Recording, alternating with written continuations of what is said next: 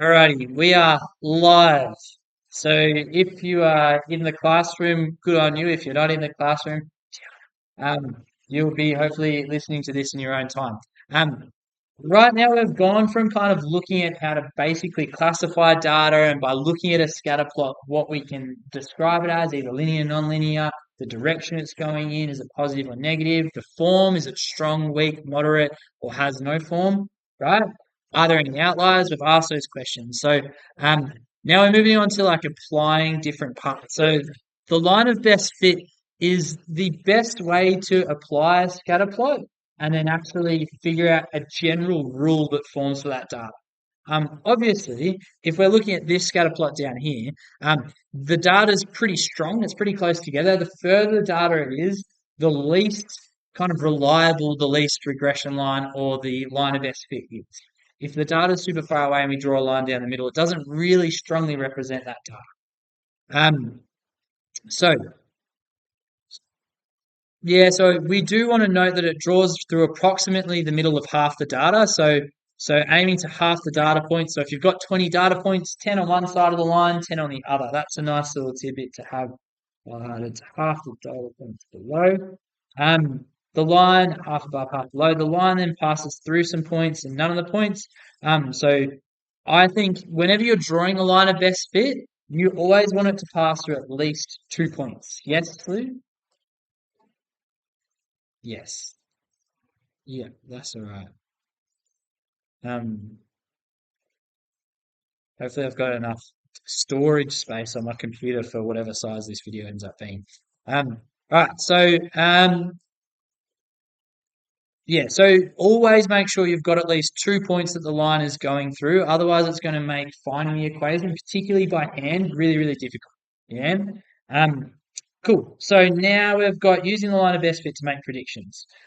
We can then use that line to assume an average or an expected kind of place to end up based on one value or the other. So if I'm looking down here for age, we could predict the age based on the price in dollars, or we could predict the price in dollars based off age by using this line. If I went to age 6 and I went up to here and then went up with the line meets here, so it'd be about 14,000-ish, right? Whatever this graph is representing, we can then use that data to make those assumptions.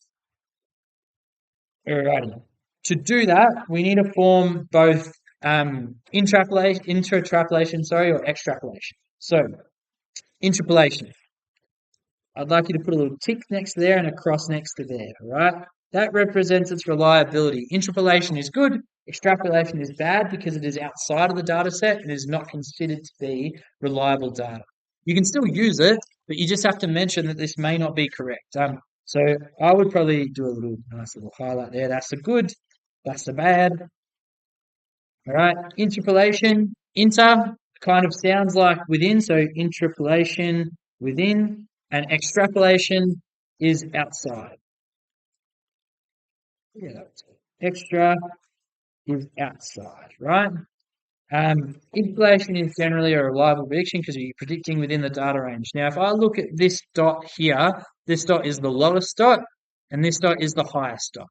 Any information within those two is interpolation, right? Any information we predict within those two things would be considered to be reliable. If I step down here to the bottom of the graph where we're stepping further than any known information, right?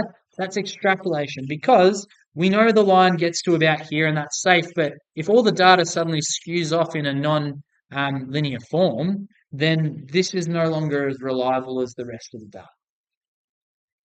Cool. Extrapolation is not reliable. You might want to link that in to that part, and it's generally reliable. So, cool. Moving on from here. Consider the number you are substituting into the equation when deciding whether it involves interpolation or extrapolation, not the answer. So, considering where we're starting, not the result that we got. The scatter plot shows the age and heights of 17 secondary students. Use the line of best fit to predict the following. Well, we've already got a line of best fit, which is fantastic. The height of a 13-year-old. Where am I going to have to go to find the height of a 13-year-old? Yep, the bottom. Here's ages. I go to 13 and I go up and I meet the line of best fit, which is here, right? And then I would kind of track that dot back to wherever it is Right, so we've gone up this way, and then we've gone across to here. What do you think the height of a 13-year-old based off our line of best fit would be? Yeah, it's probably, I'd say it's right on that 150 kind of mark. So 150, noting that it says centimeters, so it is in centimeters. Double check that you've got those written down right. And we've predicted. And then it asks, is this prediction reliable? Is it interpolation or is it extrapolation? Interpolation, it's within my first point and my last point, so it's interpolation. So yes, it's reliable. And it says provide a reason. So you would say because the 13, you could write, look at where we're starting. Because between the ages of 12 and 16, the data is interpolation. So because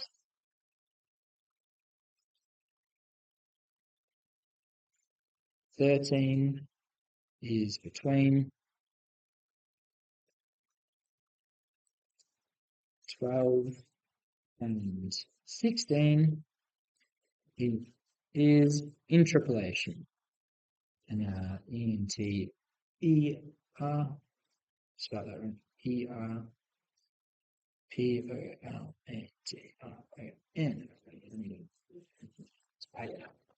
All right.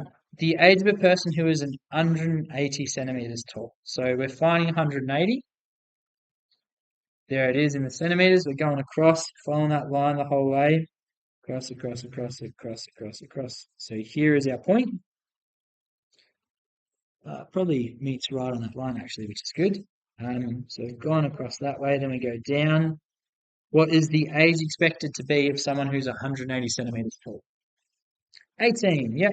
18 years old.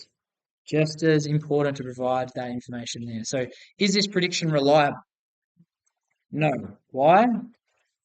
Yep, because it's above the maximum height we kind of know about is about 171 or 172 centimeters, and our lowest is 140. So no, because 180 is larger than the maximum known height of, what did we say it was? 172 centimeters. I wouldn't, if you had 171 or 172 on a stack, I probably wouldn't, unless it was a really obvious scale. I probably wouldn't take a mark off depending on either, right? I'd probably give it to either one of those choices, provided it's written in centimeters and you've given both of them. You've got no and you've got the reason, right? Perfecto. Do you need a sec on that screen? All right.